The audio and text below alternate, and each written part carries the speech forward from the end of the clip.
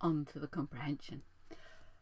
The big thing is to read the passage really slowly and do everything you can to enjoy it. So wrap yourself up, even if it's just in your imagination, a nice warm blanket, and imagine you're sitting on a rainy afternoon in West Wales, in front of a fire in a stone cottage, and there's a couple of smelly dogs happily in the fire, and a cat nearby, and a nice hot chocolate with blueberry marshmallows. Just get yourself into the mood rather than thinking, I don't know what's going on, I'm rubbish at comprehension, because you will be. So just enjoy it, luxuriate in it. Archimedes of Syracuse. Now, I'm not sure that's how you pronounce it. It doesn't matter how you, I've just seen a moth over there. It doesn't matter how you pronounce it, because nobody is going, I'm going to have to get that moth, aren't I? Because I've got some rather nice wool in this room and I don't want that moth laying its eggs in it. I'll wait for it to come over here. If I suddenly lean over and bang the wall, you know what's going on. In fact, should we do it now? Pretend it's not. Ha! Got it. Apologies to all vegans. It was a quick way out. Archimedes of Syracuse. Don't worry about the pronunciation. He lived a long time ago, 1,200 years ago-ish, and his mama isn't here to tell you off. She's not going to sort of say, well, actually, you pronounce it. Yeah, she's not here. She doesn't care. And if she does care, we don't care. So just pronounce it whichever way. Don't be intimidated by unusual words. The heat of the Mediterranean day had gone. Notice how slowly I'm reading it. Read it that slowly in your head. And then if it goes wrong, go back to wherever you were. A well-dressed crowd thronged the busy main street of the Sicilian town. Men sat in the open cafes gossiping and sipping their wines or syrups. Sailors from the ships in the harbour swaggered along. Ox carts rattled over the cobbled stones to the accompaniment of drivers' shouts. A quiet gaiety pervaded the place, for war had not yet come, and peace and prosperity reigned. It was too early in the evening for any excitement or untoward happenings such as might take place when the sailors' roll would become more pronounced and the pickets would land from the ships. But suddenly the smiling calm was disturbed. The carters' shouts were stilled. The rattle of carts stopped. The drinkers at the cafe placed their beakers on the tables and rose to their feet. They gazed up the street towards the public baths, where the sailors' guffaws and the ribald shouts of the commoner folk betokened something out of the ordinary. Questions leapt from mouth to mouth. Soon no explanation was needed, for, to the concealed joy of the idlers and the horror of the few ladies who were taking the air, a man was seen running down the middle of the road, blindly taking no account of obstacles, stark naked. Well, he was shouting something, one word which he repeated over and over again. Foreheads were tapped. Madman, obviously, suffering from the effects of the day's sun. The man was recognised by somebody among the well-dressed idlers. His name passed from lip to lip. It was a well-known name, the name of the greatest magician and mechanical engineer of his time, the greatest then known to the civilised world. That was rather fun, wasn't it? It's not often you see a naked man running down the street, shouting out one word. The word was, by the way, Eureka! Eureka! Which I think means I have it, I have it. And therein lies a whole other story. Few words that might have given you the heebie-jeebies. They may turn up in the vocabulary bits or they may not. We'll see how it goes. So, question number 15. Where was Archimedes originally from? Now remember, always read all the things. Syracuse, the Mediterranean Sea, the public baths, France, Athens, and I would have put Sicily in there as well. But do you remember we read the title, didn't we? Archimedes of Syracuse. Always read the title. People never read the title. They just go straight into the passage, ignore the title. Who cares about the title? Well, the title just tells you what it's all about. The title is probably, if you're only going to read one thing, read the title. So, Syracuse, A. 16. At what time of day does this story take place? Now, let's see. We are told somewhere that the heat of the day had gone, hadn't it? Oh, yes, the first thing. The heat of the Mediterranean day had gone. So, obviously, end of afternoon, evening. And then later on, it says it's too early in the evening for any excitement or untoward happenings. So, early evening. Happy with that? D. 16, D. Should we write these down as we go? Would that help? So we had 15A, 16D. And I'm going to change colours because I think that's a bit... We'll do 17, 18, 19. Then we'll change to another colour after that. In the first paragraph, the author implies that the people in the story might expect trouble later in the evening. Who do they expect to start the trouble? And we've got the naked man, madmen, the crowd, the ox carts and the drivers, sailors. Refer back to the passage. It was too early in the evening for any excitement or untoward happening. That means a little bit of naughtiness, something that shouldn't really happen, not quite right, such as might take place when the sailor's role would become more pronounced. Sailor's role. So already they're like swaggering. Aren't I great? And then the role is a bit, ooh. What they're implying there, but they don't say explicitly because it is a children's piece, is that they would be drunk. I don't drink. I don't understand. But anyway, the point is the sailors would get more drunk and there would be trouble. So 18. Have we done that? 18? I've missed a question, haven't I? That was rubbish. Always keep an eye on the question numbers. So it is E. And then back to number 17. I knew of a girl. I wasn't lucky enough to teach her. But in the exam, she left out, say, question 2 and then put question 3 and question 2, question 4. She transposed the lot. And then only at the end realised her mistake. And she failed the exam as a result. And she would have had a high mark otherwise. Because it went to appeal and things. Isn't that sad? So, yes, you will miss out numbers. Get your head around it. Just keep an eye on it. So back to number 17. In the first paragraph, the author describes the scene as generally stressful, peaceful, exciting, surprising, hot. Oh, well, we know it is fairly warm, don't we? Because they're sitting outside. The ladies are taking the air. The heat of the Mediterranean day has gone. But I think there's more. There's a quiet gaiety pervaded the place. That means just general happiness, that kind of holiday feel. For the war had not yet come. Ooh, that sounds like bad things were to come. And peace and prosperity reigned. Yes, and that the sailors weren't up to no good quite yet. So definitely, what question are we on? 17. It is peaceful, which is B. On to now 19. When a disturbance occurs, what is the reaction of the onlookers? Let's have a look. Question 19. Actually, we better read all the things. Serendipity. Now that's put in, children will, if they're not sure what's going on, always choose the long word. If in doubt, choose the long word. It's a bad advice. Don't follow it. Just work out, only choose the long word if you've done all the easy words and eliminated them. In which case you can say, as a running guess, I know it's none of these answers, so it must be this, whatever this is. But, so, serendipity was put in there to give you the EBGBs. Confusion, joy and horror, horror. Aha. So, a question leapt from mouth to mouth. We're in the middle of the second paragraph.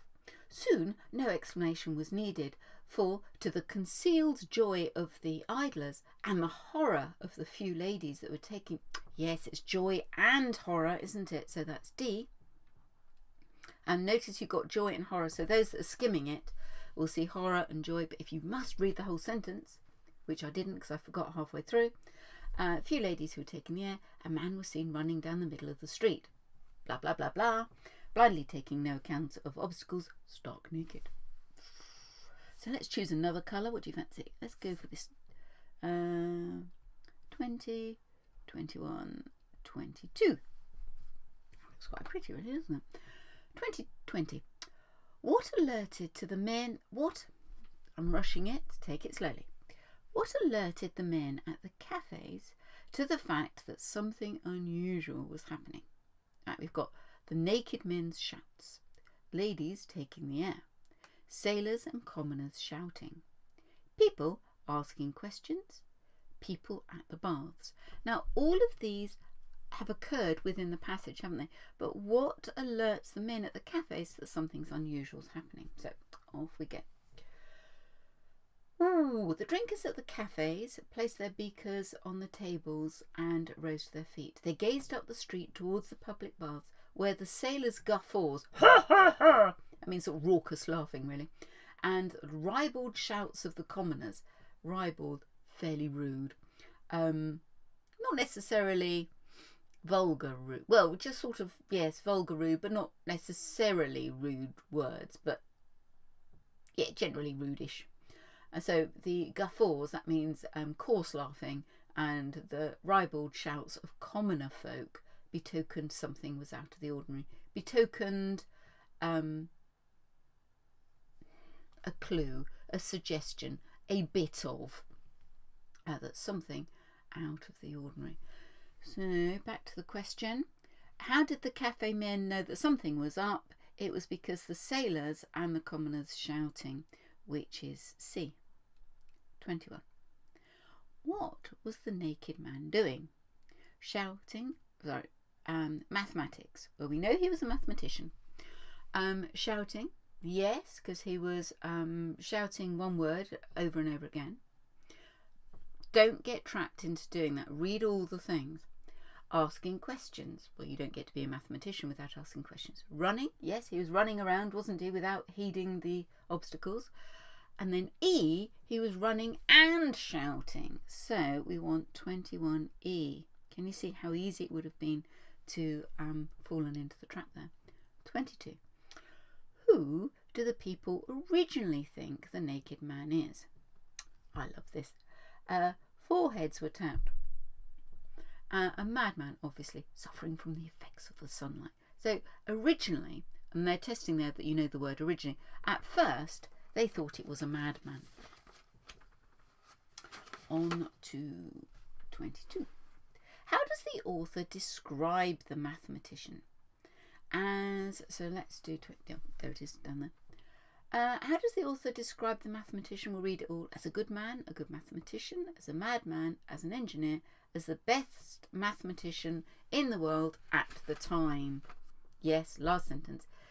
It was a well-known name, the name of the greatest mathematician and mechanical engineer of his time, the greatest then known to the civilized world. I think we probably mean Western Europe then. There were other... actually, that's Mediterranean Europe, wasn't it? Do you know what amazing things were happening in maths in the Middle Ages in Eastern Mediterranean? This is exciting stuff. 23. Now, I've got myself into a confusal, haven't I? What happened with 22? 22B, and that's what happens if you're not careful with the numbering. Sarah, that was rubbish. What should we choose now? Should we go for a yellow? I don't think I can go for a bright yellow. Hurt my eyes. So we'll go for 23. Oh gosh, that looks quite fine, doesn't it? 24, 25.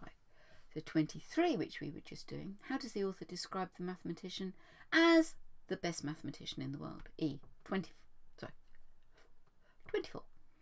Which of these does the author imply the mathematician is? He's famous. Let's go over the others. Confused, enthusiastic, doomed, wicked. No, I think that one is a well-known name. That was clear, wasn't it? He's famous, A. And 25, the word stilled, as used in paragraph 2, means, so read, find it in paragraph 2. Oh, that's easy. It's the second sentence. But suddenly the smiling calmed down. The carter's shouts were stilled. That means they were quietened, they stopped shouting. But can you see the trick answer, stop from moving? So always, always, always refer back to the passage. Oh, I think I've used something. Should we go for something green now? Let's have a green. So 26, 27, 28. 26. A synonym of prosperity is property, quiet, peace, influence, wealth. Synonym. Syno means same, nym means name. So it means what means the same as. So prosperity is wealth. Do you want to, should we have a look at it? I'll just put the answer down because I'm not doing well at this. Prosperity, let's see if we can find it. It's somewhere in here, isn't it? I think it was in the second paragraph, first paragraph. Yeah. A quiet gaiety pervaded the place. Pervaded means sort of ran through. It was everywhere. For war had not yet come, and peace and prosperity reigned. Peace and wealth. It means everybody was well off. Nobody was dirt poor. Everybody had what they wanted. Probably within the realms of reason. What else have we got? 27. According to the text, are the guffaws and the ribald shouts the actions of the gentry, the aristocracy, the lower classes, the mercantile classes, and people having a laugh? Well, it's tempting to go for people having a laugh, isn't it? Because clearly it is. But let's have a look. It says, according to the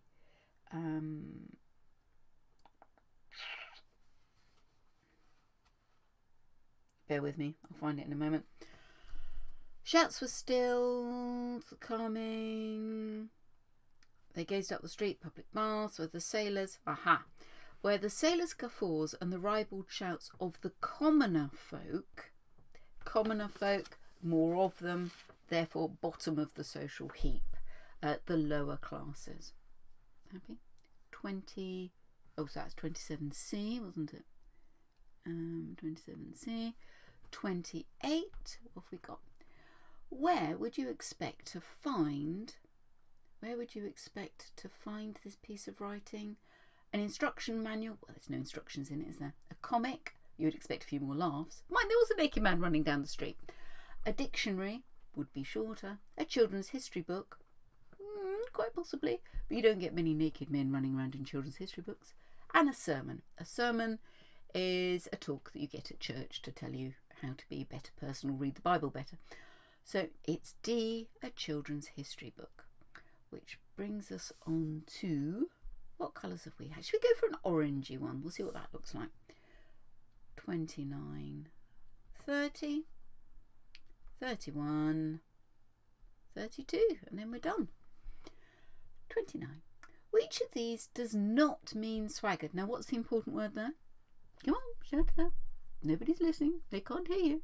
They've all wandered off ages ago. In fact, you wandered off ages ago, which is why you're not here listening to either. What does not mean swaggered? So swaggered is like, yeah, aren't I great? Hang on, move my chair for something. So that gives us then paraded. Paraded, it's sort of like walking in a very sort of definite I'm here kind of way. Strutted, yes, I'm here. Illuminated, that means lit up. Swayed, I suppose swaggered, yes, it's a sort of a swaying kind of walk. Yeah, I'll go with that one. And sauntered, yeah, it's quite a slow, deliberate walk. Swaggering, yeah, it's kind of, so they all do. Illuminated, lit up, does not have anything to do with walking. So let's see. 30. Sicilian is, should we find it in the text? Busy down the main street of the Sicilian town. It's describing a noun and therefore it's an adjective. But just because it starts with a capital letter, it means like it was of Sicily, the place. So don't get, just because it starts with a capital letter, don't assume it's a proper noun. That was the trick answer. In the clause, and the pickets would land from the ships. Oh, do you know what? I didn't look up the word pickets. I do hope the question doesn't go on.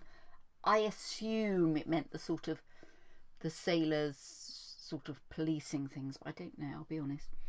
Which is the verb? Thank goodness for that. Right, in the clause, and the pickets would land from the ships, which is the verb? Pickets, well, the pickets. Pickets, noun. If you can put the or a in front of it, it's a noun. Land would land from, yeah, they're coming down off the ships, aren't they? So it's land. From, no, that's the preposition. The is, I don't know what, and ships again.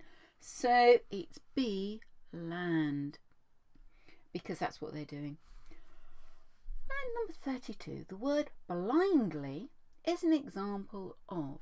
Now, blindly, I don't know what they were doing. Wasn't he blindly running and shouting and things? Yes, he was seen running down the middle of the road, blindly, taking no account of. So it describes how he's running. So an adjective describes the noun. The big dog. The dog is the noun, big is the adjective. But the big dog ran quickly. Now the quickly describes how he ran. So that is an adverb. So that's be. Whew, that was long, wasn't it? Thank you for bearing with me. You know what? It's a special treat. We'll have a mini egg each. Here we are. One for you. Oh, that's a purple one. One for me. It's a white one. And thank you for bearing with me through that. That was fun.